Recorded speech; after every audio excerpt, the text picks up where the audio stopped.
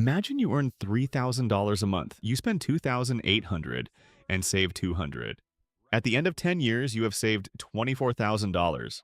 That's the salary-only path. Now imagine you take a different approach. Same income, but instead of lifestyle creep absorbing every raise, you invest $500 a month consistently into an index fund.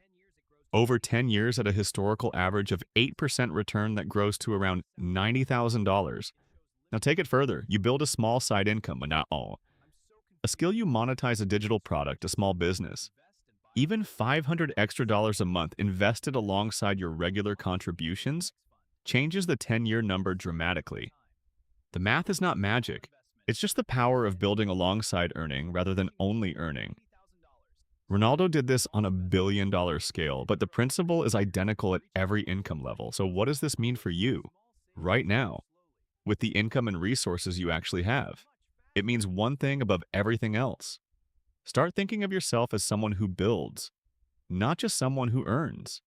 Here's what that looks like in practice. First, every time your income increases, a raise, a bonus, a side project that pays off, resist the immediate instinct to upgrade your lifestyle.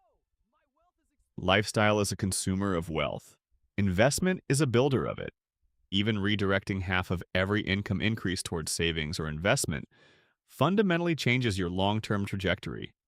Second, start thinking about what assets you can build. You don't need a CR7 brand to do this. An asset is anything that generates value without requiring your active presence every time. That could be an investment account, a rental property, a digital course or product, a YouTube channel, a skill that you license or freelance. Even a high-yield savings account is a small step in the right direction. Your money working while you sleep. Third, understand what your platform actually is. Ronaldo's platform was football. What is yours? What gives you credibility? An audience, a network, or a skill set that could be converted into something beyond a paycheck. Everyone has something. The question is whether you see it clearly enough to use it. Fourth, think in decades, not months. The reason most people stay in the time for money trap is that building takes time and our brains are wired to want results immediately. But Ronaldo didn't build a billion-dollar brand in one season. He built it across 20 years of deliberate compounding effort, on the pitch and off it. The compound effect of small, consistent decisions over a long period is the most powerful force in personal finance, and it's available to everyone. Here's the thought I want to leave you with. Cristiano Ronaldo is not a billionaire because he kicks a ball. He is a billionaire because he understood something that most people, including most athletes earning millions, never figure out. That your income is not your wealth. That your skill is not your asset. That fame, talent, and hard work are tools. And the question is what you build with them. The version of Ronaldo who played football but spent every euro on cars and mansions and never built a business, never created a brand, never invested a cent. That version of Ronaldo would have retired comfortably perhaps, but not as a billionaire. Not as someone whose financial life continues to grow long after the final whistle. The ball was never the point.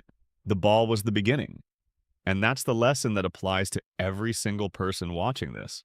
Whether your platform is football or coding or teaching or design, or simply the fact that you earn a salary and have the ability to make deliberate choices about where that money goes next. You are not just an earner, you are a builder, or you could be. The question is whether you start treating your financial life that way today, or whether you keep waiting for the talent, the lucky break, or the extraordinary gift that you've been telling yourself is the missing piece. It was never missing. It was always the decision.